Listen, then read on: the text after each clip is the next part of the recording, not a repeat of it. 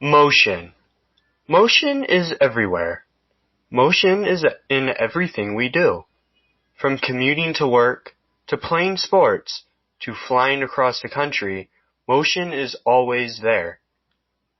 What is motion? Why is motion so important? Today I will be talking about all of these things in Newton's 3 laws of motion. What is motion? Motion is described as the movement of an object to or from a set reference point. The motion of an object is determined by the amount of force on an object and the amount of resistance against the object. This resistance can be through friction, which is when two surfaces slide against each other and cause resistance, or air resistance, which is the resistance of an object moving through the air. Motion has a tendency to keep moving, and an object will resist changes in motion. This is called inertia. The more mass an object has, the greater the inertia is. And this leads us to Newton's first law of motion. Sir Isaac Newton was a scientist who observed changes in motion and how motion affects different objects. He created the 3 laws explaining motion. His first law goes as follows. An object in motion will stay in motion, and an object at rest will stay at rest, unless acted upon by an unbalanced force. This means in a resistance and gravity-free environment, like the vacuum in open space, an object will continue to move forever at a constant speed until force is applied to stop it. Also, when an object is not moving and has no speed, it will stay non-moving until a force great enough to put it into motion is applied. When an object is not moving, its forces on every side are balanced. But when a force greater than the resistance is applied to the object, the forces become unbalanced and the object is put into motion. Picture a branch laying in the grass.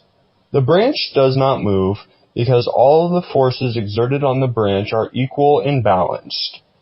But a small child comes and picks up the branch, which the force of the child's hands are greater than the forces acting upon the branch, which creates an unbalance which lifts the stick and puts it into motion.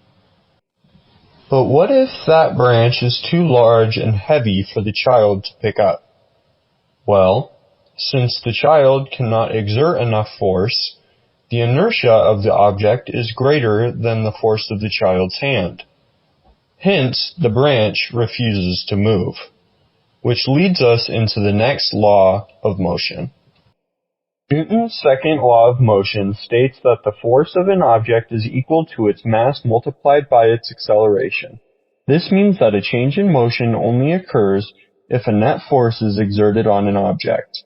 A net force changes the velocity of the object and causes it to accelerate.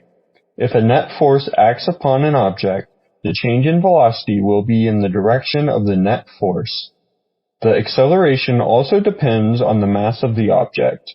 The more mass an object has, the harder it is to accelerate the object, meaning an object with greater mass than another, pressed by the same force, will have less acceleration.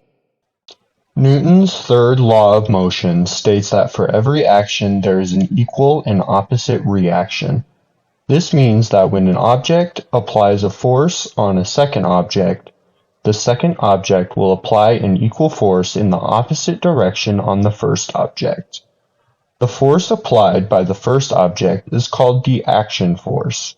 The force applied by the second object, however, is called the reaction force.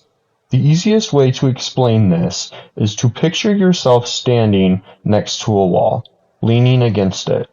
If you push on the wall, you exert an action force that causes the wall to push against you, the reaction force, making you stand upright.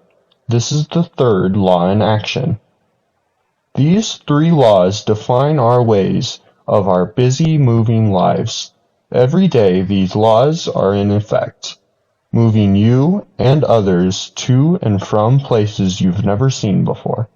As always, keep loving others and yourself, and I will see you in the next video.